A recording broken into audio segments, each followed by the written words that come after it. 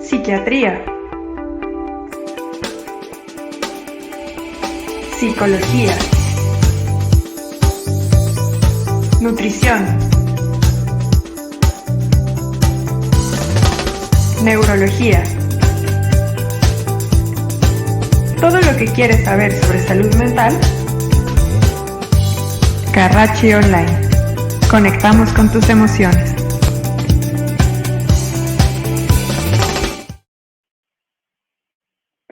Hola, muy buenas tardes. Bienvenidos a Carracci Online, conectando con tus emociones. Nos da mucho gusto estar un jueves más con ustedes. Y el día de hoy tenemos un webinar que espero sea de su agrado. Es cómo aprendemos a vivir en sociedad. Hoy tenemos una invitada muy especial. Ella es psicóloga y es Ana Bulfo Orellana. Tiene especialidad en neuropsicología. Trabaja como docente de inteligencia emocional en preescolar y primaria. Y también se ha dedicado a la evaluación neuropsicológica.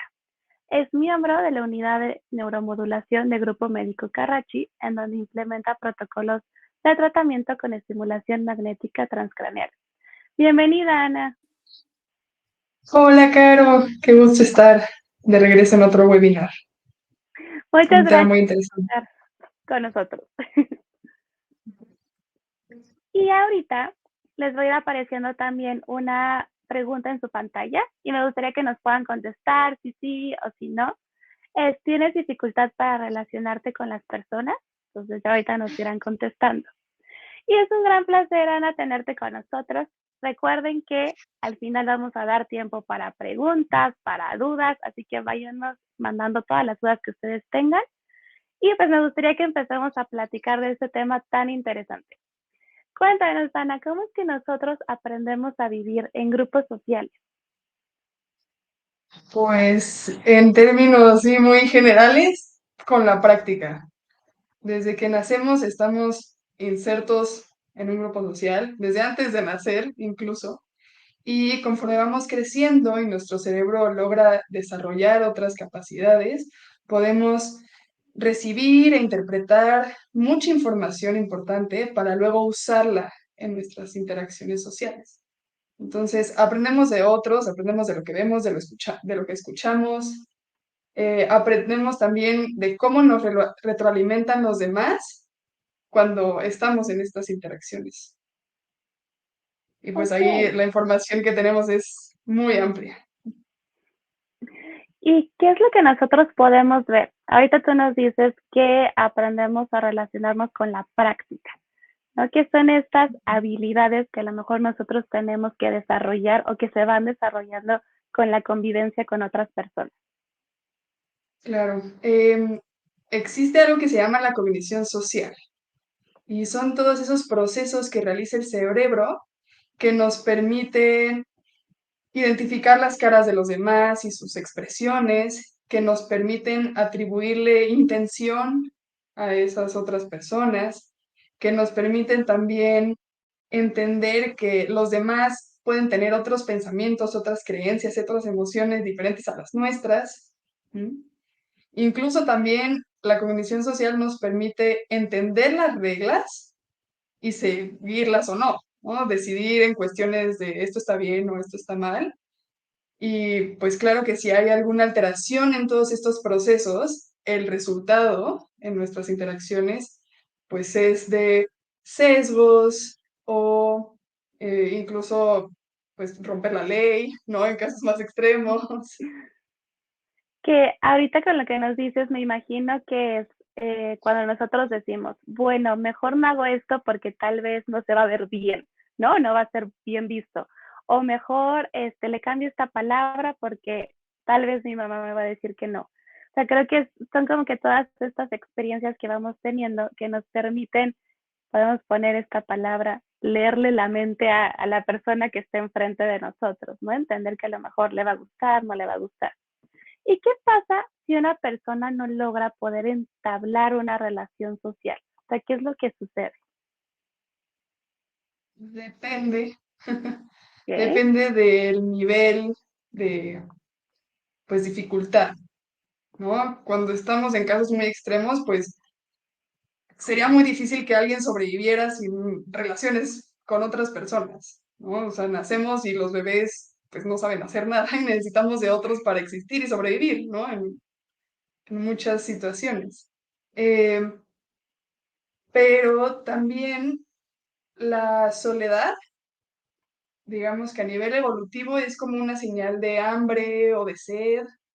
Entonces, cuando aparece esta sensación de necesito conectar con otros, necesito buscarlos, eh, hay personas que no la interpretan como tal, ¿no? Porque no solamente estamos en una burbuja, sino que hay muchas cosas culturales, muchas ideas, creencias, aprendizajes que nos dicen, ah, es que estoy solo porque no puedo ser agradable, o estoy sola porque le caigo mal a la gente, o estoy, ¿no? Entonces, bajo todo este sistema de creencias, la soledad la podemos interpretar pues como una manera de aislarnos aún más, como que crea este efecto contraproducente y pues eso nos pone en muchísimo estrés y eso es malo para nosotros, ¿no? Y se asocia a síntomas de depresión, de ansiedad. Que en este caso, el que nosotros no podamos entablar una relación con alguien es porque tenemos alguna dificultad o es incapacitante. Ahora sí, ¿qué pasa? Podría ser a lo mejor algún trastorno, ¿no? Que no nos está ayudando a entablar la relación con otras personas. Sí, digamos que lo que vemos, las conductas observables en la interacción, ese es nuestro funcionamiento social y qué tan competentes somos. Ese es el resultado de muchísimas variables, incluyendo estos procesos de cognición social, ¿no? Entonces, más bien, el que no logremos entablar estas relaciones como nos gustaría es un indicador de que hay algo atrás que podría estar modulando estas conductas. Entonces, alguien, por ejemplo, que no logra ver a los ojos a otra persona, alguien que tiene un problema de lenguaje, alguien que no entiende cuestiones muy sutiles de claves no verbales, ¿no? Como expresiones faciales, como el lenguaje corporal, alguien que no logra abstraer esa información y usarla a su favor, pues se va a encontrar con estas dificultades para conectar con otros, ¿no? Es alguien que tal vez no entiende chistes o alguien que interpreta de forma sesgada, ¿no? Por ejemplo, hay personas con psicosis, ¿no? Que a partir de los delirios, ¿no? Pueden interpretar una situación muy amenazante cuando no lo es. Entonces existen procesos detrás que hacen que en el resultado se observe una alteración, pero digamos que la competencia social no siempre está asociada a un trastorno. Ok, Ujú. que mira, ahorita nos estaban contestando que el 36% de las personas que nos están viendo sí tienen una dificultad para relacionarse, el 64% no. Y creo que algo muy interesante es que ustedes también nos puedan escribir. Ahorita Ana nos mencionaba, a lo mejor a ustedes les cuesta trabajo entender algún chiste, a lo mejor les cuesta trabajo el conectar con otras personas. Creo que sería muy interesante que nos escriban qué cosas les pasa a ustedes, en qué creen que estén afectándose para no poder convivir con otros. Esto que Claro. me dices en cuanto a esta comunicación no verbal, ¿qué información, no específicamente, qué información podemos obtener de los otros para que empecemos a crear esas relaciones sociales? ¿Qué es eso que nos impulsa a conectar?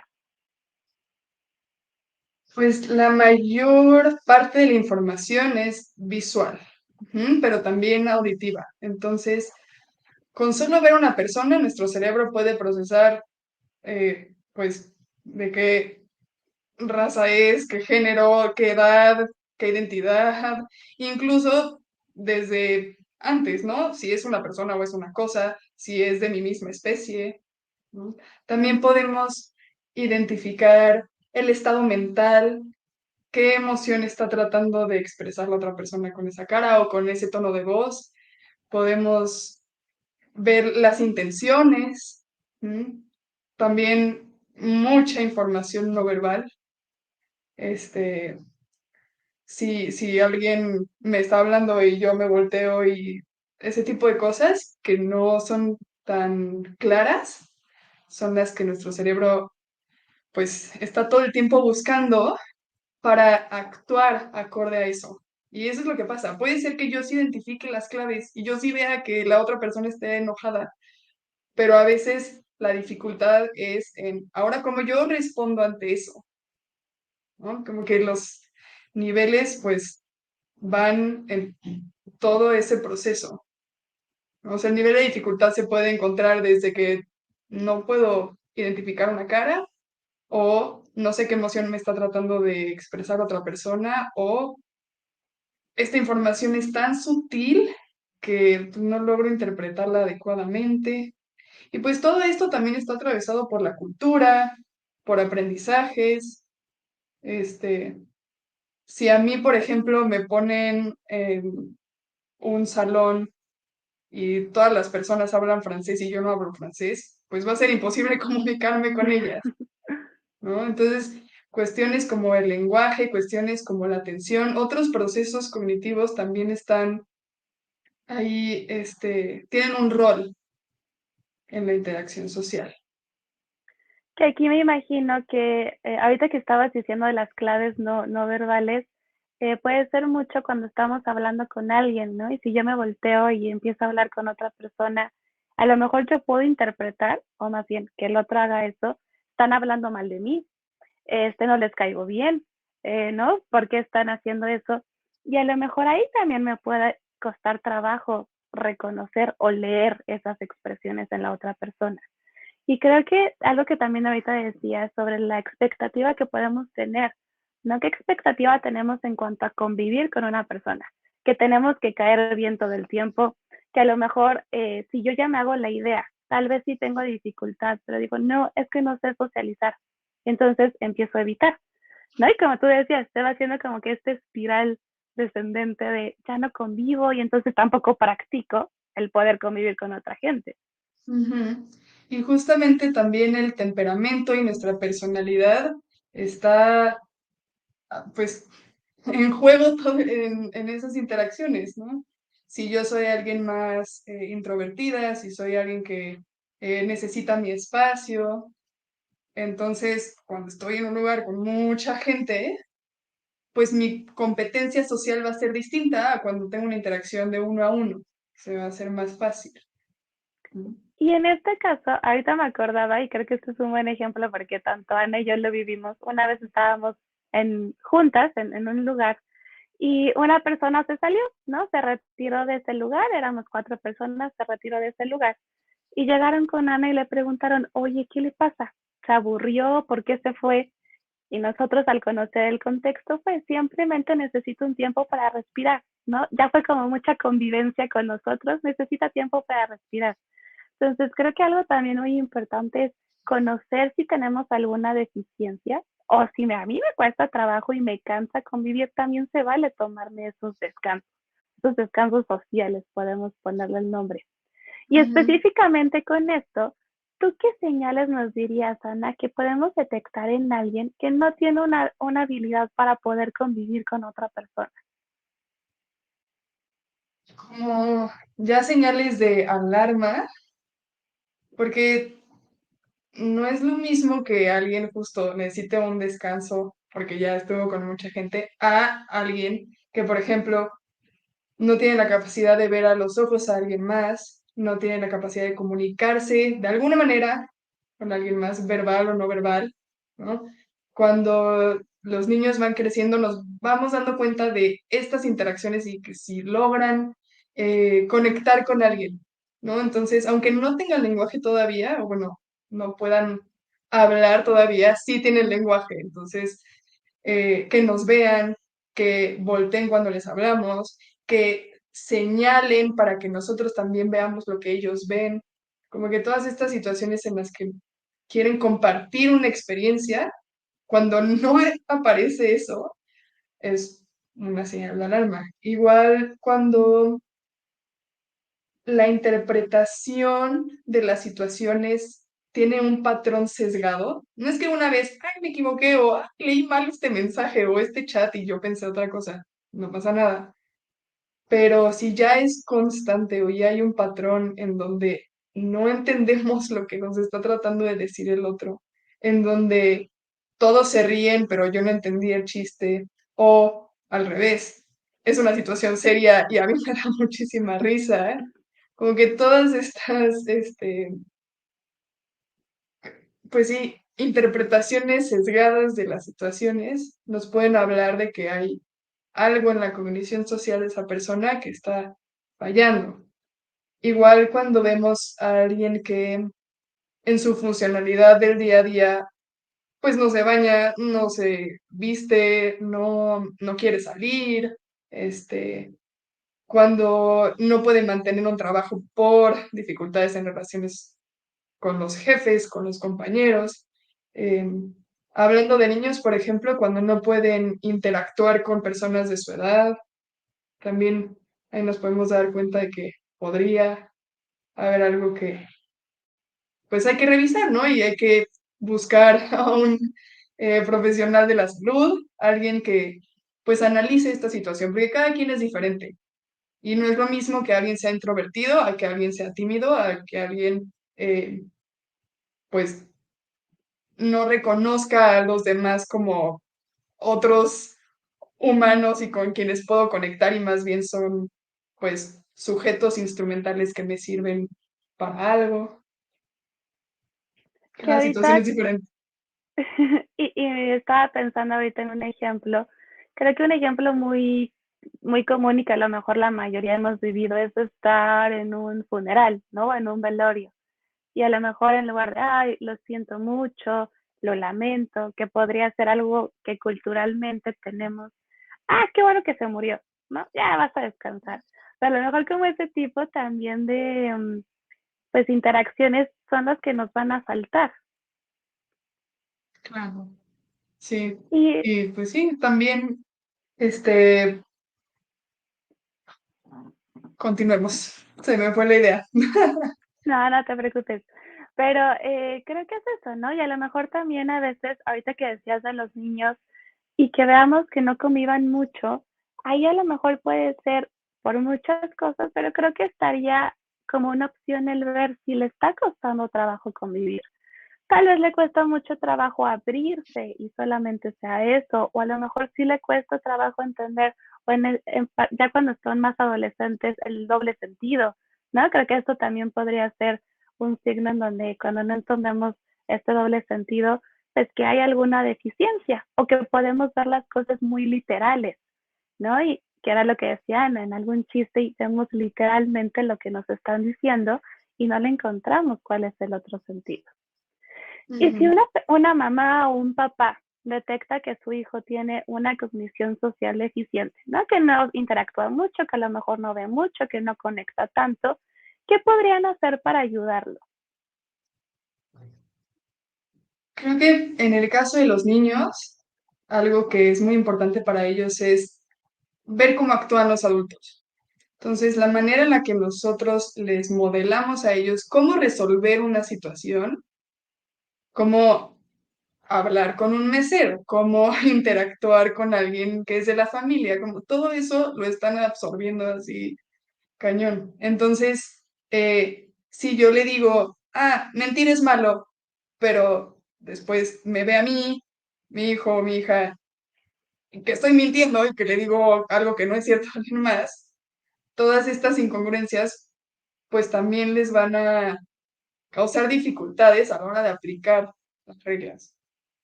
Entonces, modelar situaciones, también abrir la conversación a través de, pues pueden ser libros, a través de películas, a través de otros ejemplos, ¿no? Para entender de dónde vienen estas dificultades.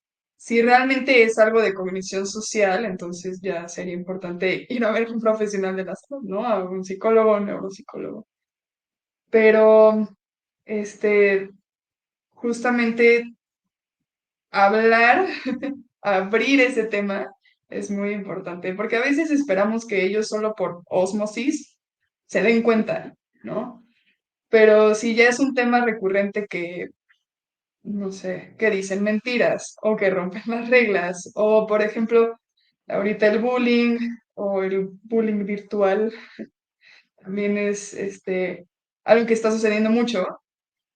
Hay muchos niños que no quieren hablar de eso con sus papás, hay muchos niños que no quieren abrir esa conversación porque causa mucha vergüenza, pero eso no quiere decir que no podamos tocar ese tema como de forma aparentemente aislada, ¿no? Entonces, si yo puedo dar un ejemplo, si yo puedo decir, ah, pues a mí me pasaba esto cuando yo era niña y lo resolví de esta forma, tal vez pueden tomar de ahí esas ideas Y creo principalmente, que, pero cada caso es diferente, volvemos. y ahorita que decías esto, estaba pensando en cuanto a modelar, a veces con esta parte de la mentira, creo que es común que como niños nos digan, no tienes que mentir, ¿no? Que también me puedo ir al extremo a nunca, nunca en la vida tengo que mentir. Y creo que también es parte de lo que dice Ana, ir dando ejemplos, esa flexibilidad. Habrá alguna ocasión que saludo a una persona, y creo que este ejemplo me gusta mucho, que subió de peso, ¿no? Es a lo mejor una mujer. Y entonces yo digo, ay, estás embarazada o subiste de peso. Tal vez no es lo más asertivo preguntarle así, ¿no? Entonces en ese momento es, ok, ¿cómo le puedo preguntar? O tal vez en ese momento le tendré que hacer una pequeña mentira, ¿no? Creo que desde ahí nosotros podemos ir, bueno, en estos casos, tal vez si ves una persona de esta manera, podemos actuar de una forma más específica, ¿no? Pero también viene esa flexibilidad y pasa mucho, creo que hasta este podría ser un ejemplo. Si yo a cualquiera que veo, ay, qué fea te ves, ay, no me gusta cómo hablas, ¿no? Como el no tenemos filtro, creo que es un ejemplo muy como no tenemos filtro, pues también podemos ver esa deficiencia. Claro, sí, es el caso opuesto, ¿no? Y creo que ese tema de la mentira es muy interesante porque depende de nuestra etapa de desarrollo. Dependiendo de nuestra etapa de desarrollo, la manera en la que usamos las mentiras es distinta. Si yo le digo a un niño de 2 años que por favor no le diga a nadie que vamos a hacer una fiesta sorpresa, no va a funcionar, no va a lograr guardar el secreto, le va a decir a todo el mundo, no tiene esa capacidad aún.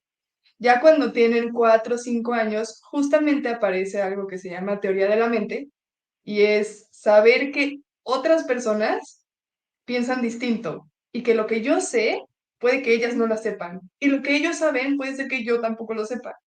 Entonces, así se dan cuenta de que pueden insertar una creencia falsa en los demás.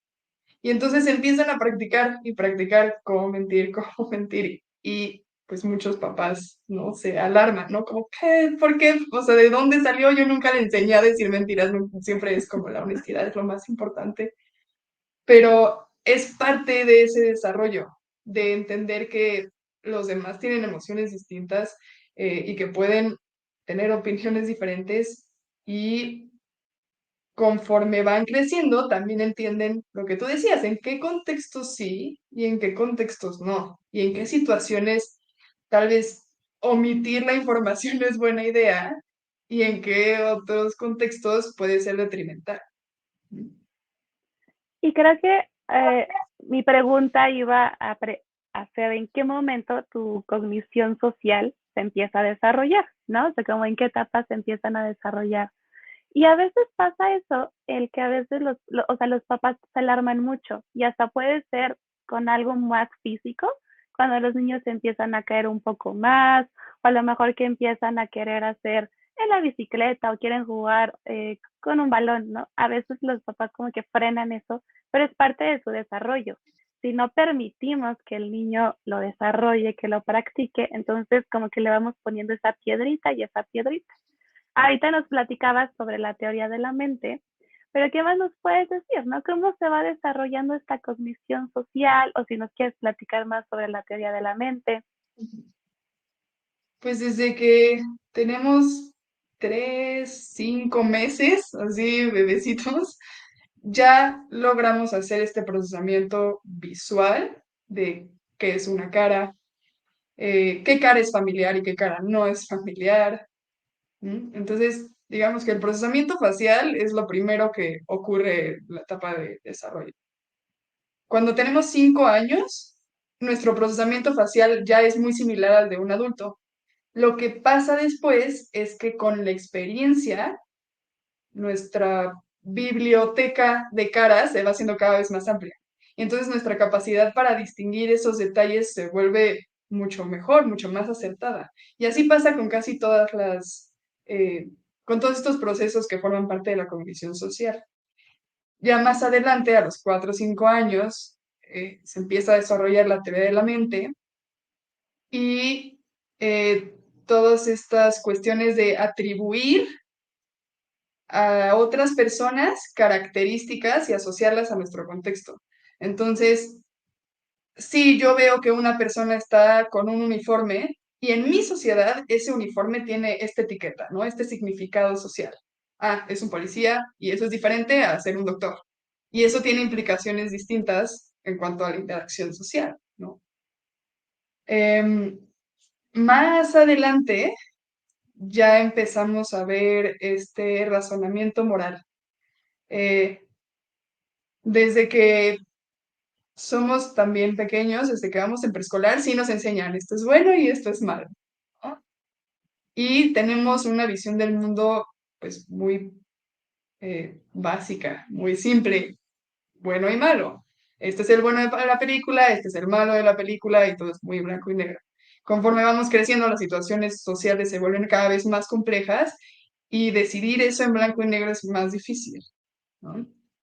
Eh, es hasta que tenemos otras funciones cognitivas como la flexibilidad, como el procesamiento riesgo-beneficio, que todas esas se desarrollan ya pues en la adolescencia, ¿no? Ya se están un poco más aptas para enfrentarse a situaciones sociales y resolverlas de forma adecuada. Eh, y en realidad, justo en el razonamiento social, eh, el entorno y el aprendizaje y la cultura tienen un impacto muy grande. Porque si a mí toda la vida me enseñan a que si yo hago algo bueno me van a dar un premio, pero si hago algo malo me van a dar un castigo, y esa es la única razón por la que tengo que actuar de una forma adecuada o no, pues tal vez como adulto yo también funcione así. Y si en mi trabajo, pues no me castigan y no me dicen nada, pues yo voy a seguir haciendo las cosas de forma inadecuada, ¿no? Pero si ya después logro abstraer un poco más la información de lo que significa hacer el bien o el mal, este razonamiento moral es mucho más elevado y mucho más sofisticado. Y entonces yo hago las cosas bien porque a mí y a mis creencias, pues les satisfacen, ¿no? Esto va de acuerdo a eh, mi estructura de valores, no tanto por si otra persona me va a castigar o no. Y ahorita que platicas esto, creo que también nos ayuda a entender por qué en la adolescencia son personas que desafían mucho, son personas que retan. ¿Por qué? Porque están realmente practicando hasta dónde, ¿no? Si es una maestra, hasta dónde puedo llegar, si es mi papá, hasta dónde puedo llegar, que es una etapa muy complicada y creo que el entender que están desarrollando estas habilidades de cognición social nos puede hacer tener más empatía, ¿no? El por qué están de esa forma, sin desesperarnos tanto. Pero otra Y cosa que ahorita estabas también, platicando, dime. mm, que justo en esto que decías de los adolescentes y de hasta dónde llego, cuáles son los límites, a veces hay papás o maestros que dicen, no, lo importante es así, ser autoritarios para que entiendan lo que tienen que hacer. Muchas veces eso puede ser contraproducente porque si yo quiero hacer algo pero eso me implica un castigo horrible. Entonces, si yo me voy a aventar, tengo que mentir de una forma espectacular y tengo que afinar esas habilidades para que no me cachen. Entonces, si yo soy súper autoritaria, entonces puedo provocar que en esta relación el adolescente o la adolescente pues busque esas salidas, más que resolver una situación de una forma pues menos tajante, menos blanco y negro. Claro, que en esta flexibilidad, el que nosotros podamos practicar ser flexibles, ¿no? El tener como muchas opciones o tener una gama de opciones, nos ayuda a no solamente en la convivencia, sino en muchas otras áreas de nuestra vida. Y creo que es muy importante que también ahorita nosotros podamos entender cómo lo vamos desarrollando, ¿no? Y cómo podemos ayudar a que si tenemos hijos, tenemos un hermano chiquito, al sobrino, le podemos ayudar a que desarrolle también esas habilidades. Y una pregunta, digo, no sé, a lo mejor ustedes si se la están haciendo, podría ser, si yo tengo que leer las expresiones faciales para obtener información de la persona, si una persona que no ve, ¿cómo le hace? ¿No? Ahí que nos contestaría, Sana.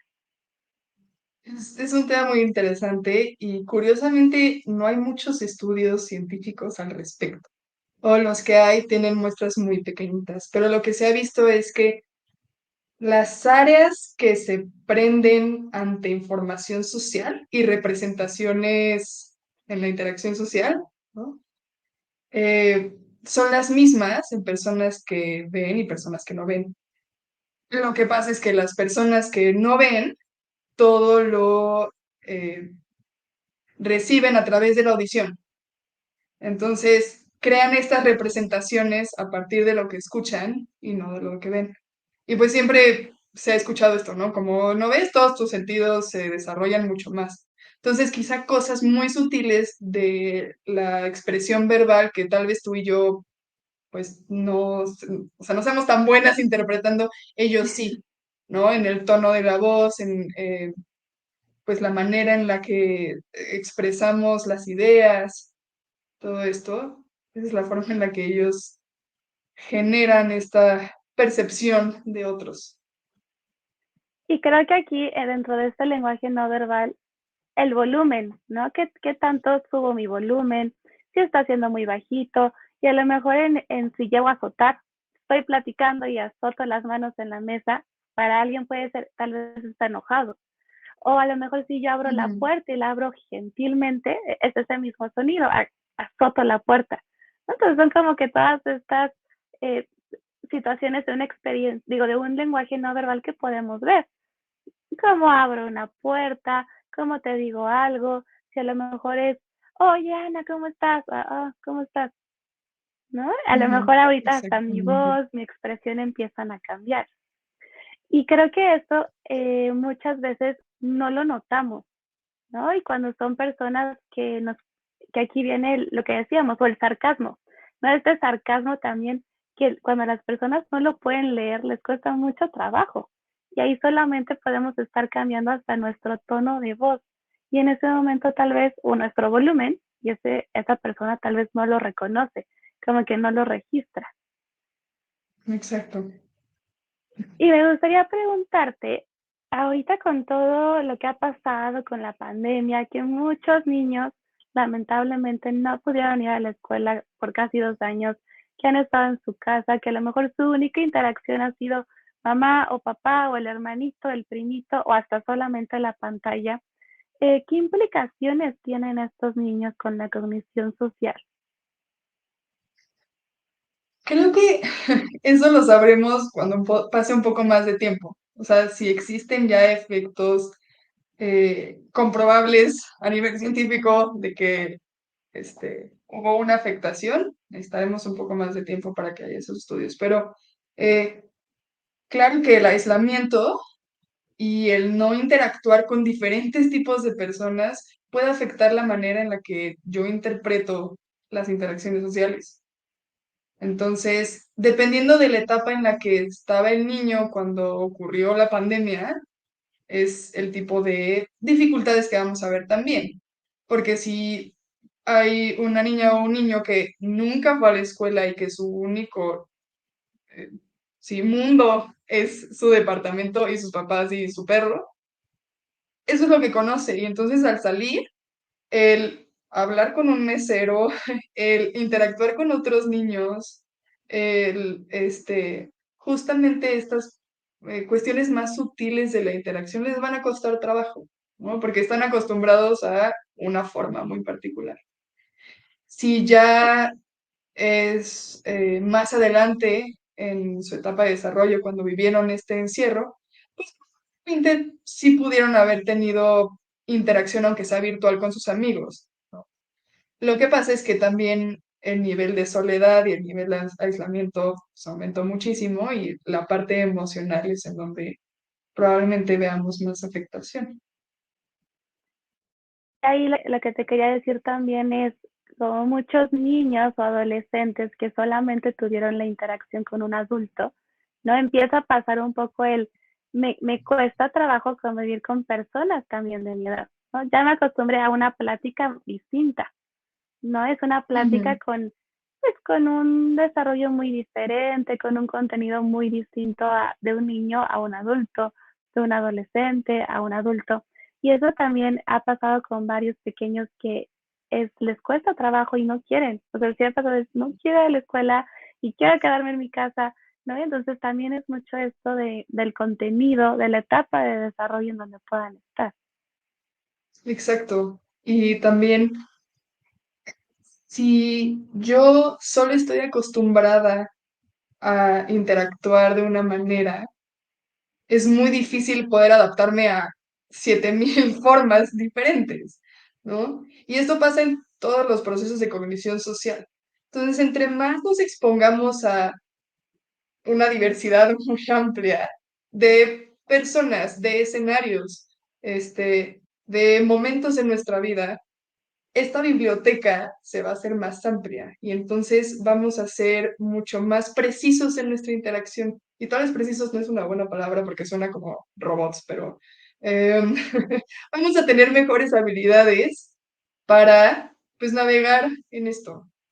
Y el chiste no es hacerlo perfecto, porque como cada quien tiene una mente y unas emociones diferentes, claro que van a haber estas como malinterpretaciones, eso es normal, pero entre más me exponga a pues diferentes tipos de personas y a diferentes tipos de escenarios, entonces va a ser más fácil para mí adaptarme cuando necesite estar en esas situaciones.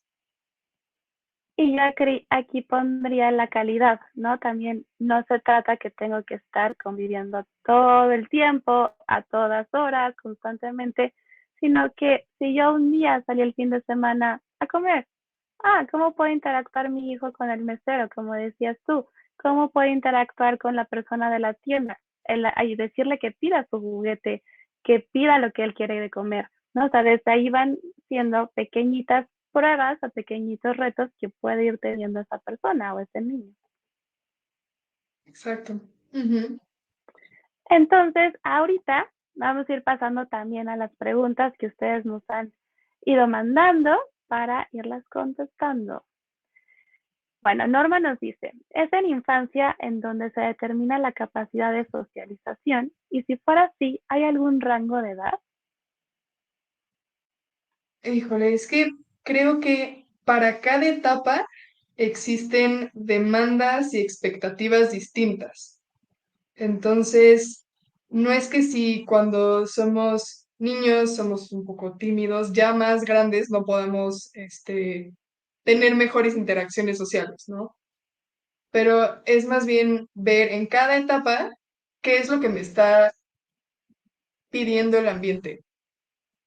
Si cuando voy en primaria soy alguien que, pues tal vez no tiene 100 amigos, pero puedo conectar con niños de mi edad y puedo interactuar con la maestra sin dificultad, tal vez la maestra buena onda mejor que con la mala onda, ¿no?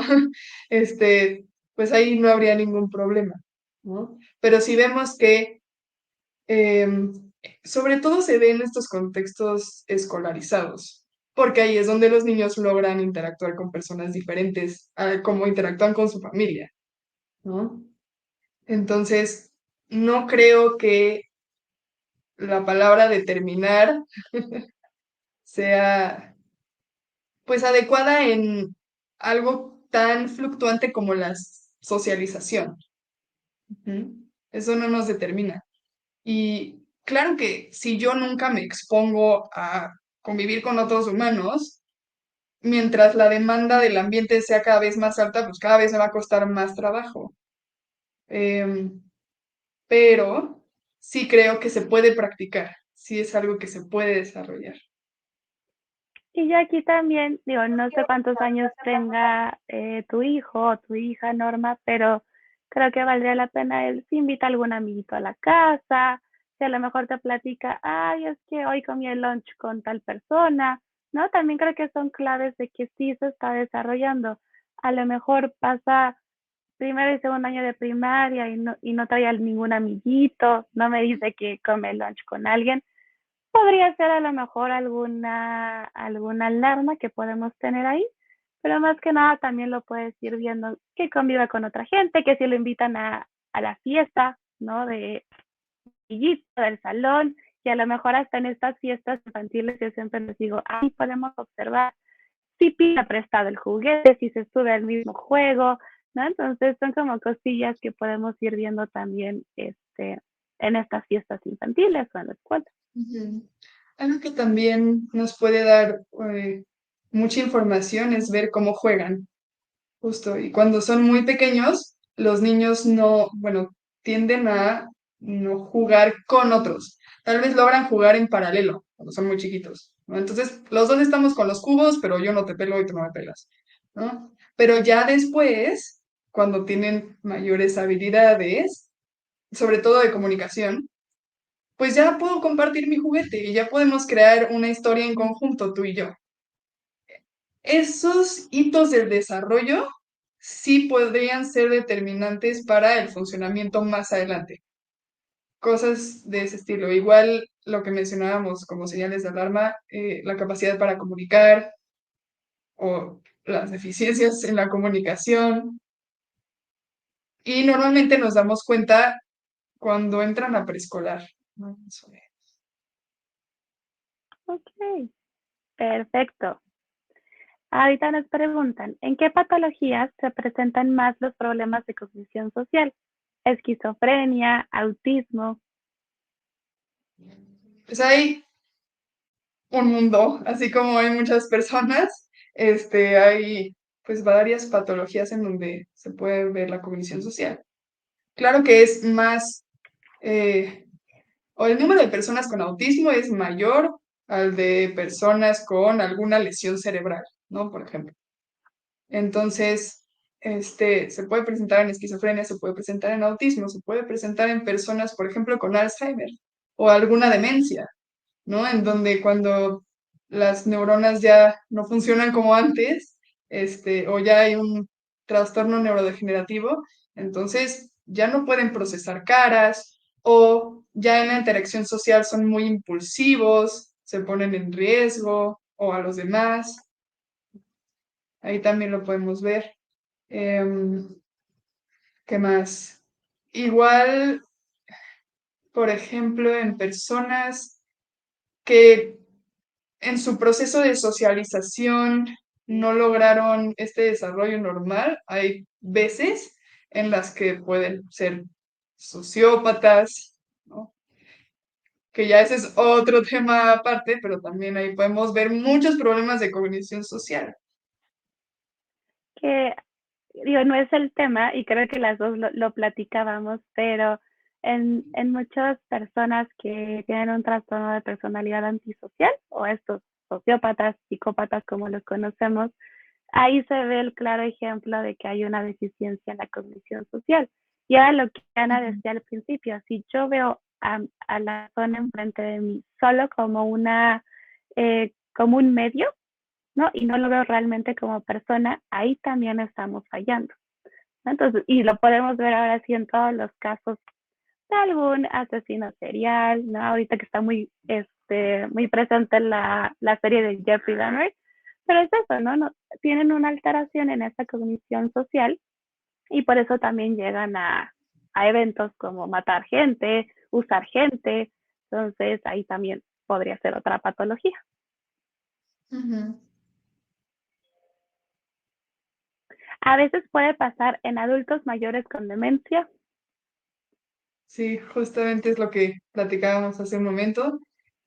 Justamente las áreas que se deterioran en procesos de demencia tienen que ver con este procesamiento de caras, de claves sociales muy sutiles. Dependiendo de en dónde esté localizada la alteración, puede ser que, pues esto, como en Alzheimer, que tienden más a tener dificultades en el ámbito visoespacial y en interpretar caras, pero también hay otro tipo de demencias como la frontotemporal, en donde es eh, pues nuestra capacidad para controlar nuestras reacciones automáticas como que se pierde. Entonces, pues son personas que de repente parece como si fueran alguien muy distinto, ¿no? Y entonces gritan groserías y sienten mucha agresión. También hay personas que tienden a la hipersexualización, ¿no? O personas que ya el deterioro es muy grave y entonces pues se desnudan porque les dio calor, ¿no? Y como que ahí ya la interpretación y la abstracción de las claves sociales está completamente perdida, ¿no? Claro, digo, si en este caso tengo calor, ¿no? Si mi cognición social está adecuada, tomo agua, me quito nada más el suéter, pero aquí, como hablábamos, se va al extremo, me desnudo, entonces aquí vemos como mi contexto, no me estoy adaptando a mi contexto que no es mi casa y me puedo quitar la ropa, ¿no? Y no me estoy adaptando a, si estoy en el restaurante, pues que el restaurante tiene una norma de que no me tengo que estar desnudando. Entonces, como esos ejemplos son importantes. ¿Y qué otros ejemplos? Porque creo que sí es importante lo de la demencia. ¿Nos podrías dar como tres cosillas más específicas que una persona con demencia podría hacer? En cuanto a cognición social, Exacto.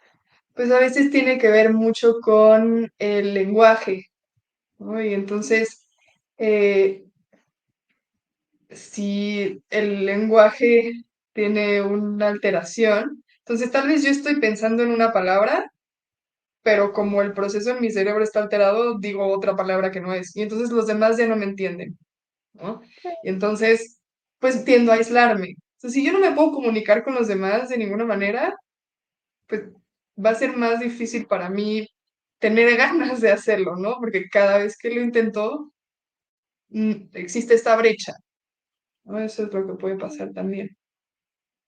Incluso ya algo muy simple, bueno, no simple, pero muy conocido, estas cuestiones de memoria, pues yo quedé de verme con tal persona en tal lugar y pues ya se me olvidó, ya no lo logré, ya no tengo la capacidad para dirigir mi conducta hacia una meta y si esa meta es social, pues ahí hay muchas alteraciones. Ok, perfecto. Y ahorita Dave nos dice, cuando estoy en una conversación gesticulo con frecuencia, pero me ha pasado que lo que perciben no coincide con lo que pienso. Estoy mal, ¿cómo lo corrijo? Sí, creo que a muchos nos pasa. Y digo nos porque yo también a veces gesticulo mucho. Eh, Creo que más que preguntarnos si estás mal, es eh, tomar conciencia de cómo estás gesticulando. O sea, tal vez los demás lo están interpretando de una manera muy distinta, ¿no? Pero eso no quiere decir que la gesticulación esté mal. Entonces, lo que podrías hacer es, suena chistoso, pero practicar frente a un espejo y verte y también intentar percibir qué es lo que están viendo los demás. Eso puede ayudar mucho. Y también que te digan qué es exactamente lo que haces que hace que ellos interpreten otra cosa. También hay personas que no están acostumbradas a tanto manoteo, ¿no? Y entonces si nos apasionamos y hablamos con las manos y así, hay personas que dicen, ¿es esto qué está pasando?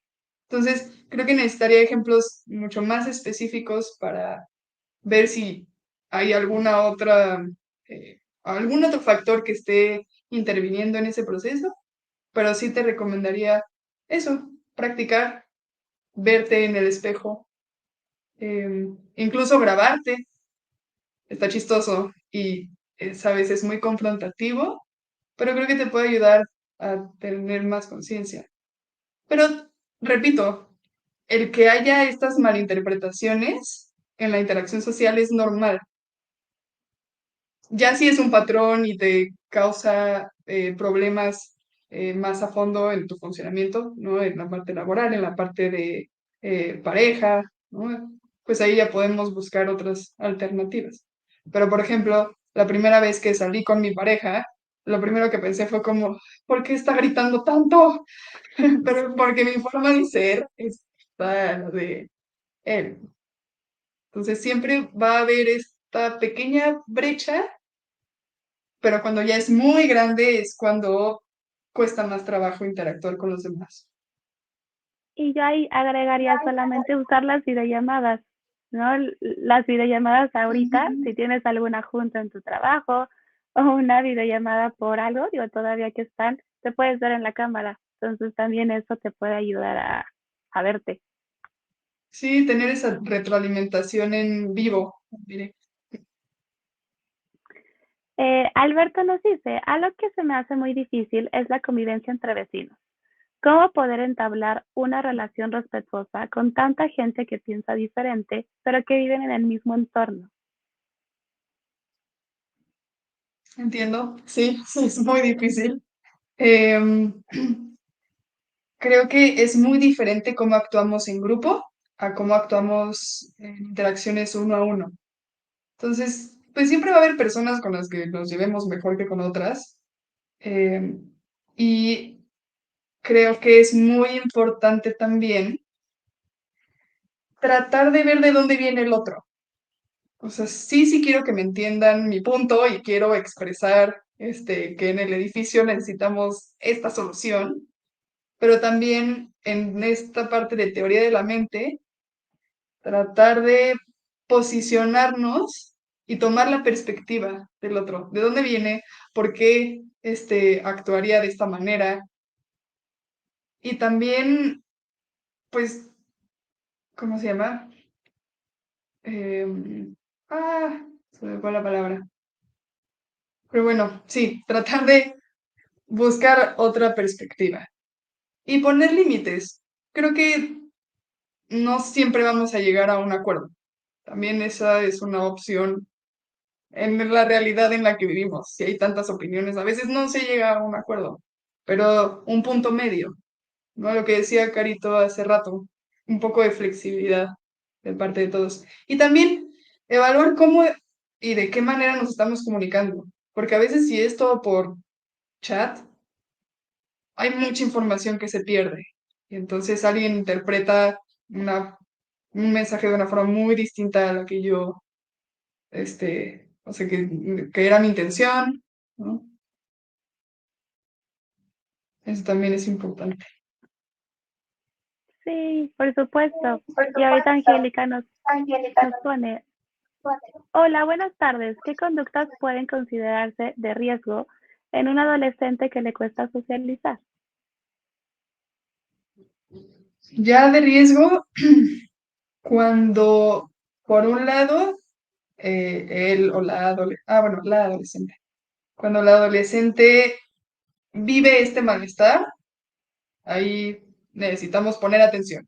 Tal vez no es de riesgo, pero si la persona siente ese malestar, eso que le cuesta trabajo, siente ansiedad, se aísla, eh, ahí deberíamos de voltear a ver qué es lo que está pasando, ¿no? Conductas de riesgo ya serían cuando el aislamiento es tan profundo que no interactúa de forma em, ah, cuando no interactúa con personas de su edad, también es importante. Este, Cuando en la interacción las intenciones son, digamos, sesgadas. O sea, por ejemplo, si yo solamente quiero interactuar con un grupo de personas por cómo se ven o por cuánto dinero tienen o independientemente de si esas personas me caen bien o no, eso también sería algo importante que podríamos ver. Y yo solamente agregaría como adolescente, digo, no sé si sea tal cual de riesgo, pero nada más estar al pendiente si a lo mejor no sale tanto, ¿no? Fue Día de Muertos o Halloween, ¿tienes algún plan? No, no tengo ninguno. Va a ser Navidad, ¿tienes alguna posada? No, no tengo ninguna. Como que eso nos puede dar una pauta de que algo no está funcionando de la forma más común que podría ser. Ujú. Y tal vez agregando a las salidas planes, incluso a través de los videojuegos. Hay muchos adolescentes que con el Xbox interactúan con 100 amigos y son muy buenos amigos, ¿no? Y eso no quiere decir que no tengan esta capacidad para interactuar con otros. Claro. Y nuestra última pregunta, Valeria nos dice, soy una niña y estoy viendo el webinar con mi mamá. Hola Valeria. Y tengo la duda, ¿por qué con la pandemia nos afectó relacionarnos con las personas? Por un lado, creo que la idea de que alguien más me pudiera contagiar, eso provocó mucho miedo. Entonces, de entrada necesitamos tomar distancia porque los demás me pueden poner en riesgo. Y por otro lado, perdimos la práctica. Así, la socialización, mis habilidades sociales son como un músculo, ¿no? Entonces, si yo voy al gimnasio a ponerme fuerte mis bracitos, pues tengo que ir muchas veces, ¿no? Y practicar y pues hacer lagartijas o levantar pesas, ¿no? Igual las habilidades sociales. Si yo ya no estoy acostumbrada a pues ver a alguien, si interactuar en tiempo real, me va a costar mucho trabajo. Si yo estoy acostumbrada a solo ver a alguien en una pantalla y a solo pues ponerme ropa en la parte de arriba para la junta, mucho trabajo, ya que tengo que salir, ya que tengo que pues ver toda la información que me puede dar una persona en el mundo real, que no es habitual. Ahí me va a costar más trabajo porque ya no tengo la práctica que tenía antes. Sí, yo creo que lo importante, Valeria, es lo que decía Ana, practicar. Nos puede costar trabajo, pero ahora sí, con todo y ese miedo, si te llega a dar miedo, con todo como y esos nervios y qué va a pasar, inténtalo. No pierdas nada con intentarlo. Claro. Y ahorita me gustaría que nos puedas dar tu conclusión de este tema tan interesante. ¿Qué nos dirías, Ana? Pues creo que Valeria nos ayudó mucho a sacar una conclusión porque creo que a veces nosotros por nuestras ideas nos limitamos a intentar interactuar con personas diferentes o a seguir practicando y practicando. Entonces, si bien sí hay patologías o hay factores que pueden alterar la convención social, el resultado final, que son las habilidades sociales, sí son de práctica y sí podemos compensar con otras cosas. Y algo que ayuda mucho cuando es algo que nos cuesta trabajo es verlo como un experimento. Es, pues esta vez lo voy a intentar y voy a ver qué pasa. Voy a observar como, pues sí, como si fuera un científico, separarme un poquito y decir, "Ah, tal vez no salió como yo esperaba, pero ¿por qué? Son cosas que dependen de mí, son cosas de la otra persona, es algo que realmente me va a afectar a corto, mediano, largo plazo y seguir practicando. Y muchas gracias, Ana. Creo que fue un tema que podríamos sacar muchos otros temas más, pero por ahorita creo que toda la información que tú nos diste fue muy útil. Muchas gracias por estar con nosotros. Y también muchas gracias a todos ustedes por conectarse, estar este jueves más aquí. Recuerden que el webinar queda grabado. Si se lo quieren enseñar a alguien que lo necesite, si lo quieren volver a ver, ahí lo vamos a tener en la página. Y nuestro siguiente webinar va a ser el siguiente jueves 1 de diciembre y es sobre trastorno de pánico cuando el miedo paraliza. También va a ser a las 6 p.m. y espero que también nos puedan acompañar. Recuerden que nos pueden encontrar en nuestras redes sociales, @Carrachi en Twitter, @GMCarrachi en Instagram, @Grupo Médico Carrachi en Facebook y www.gmc.org.mx en nuestra página web.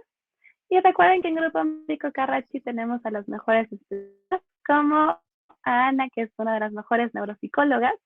Y muchas gracias por estar esta tarde con nosotros. Muchas gracias, Carito. Bonita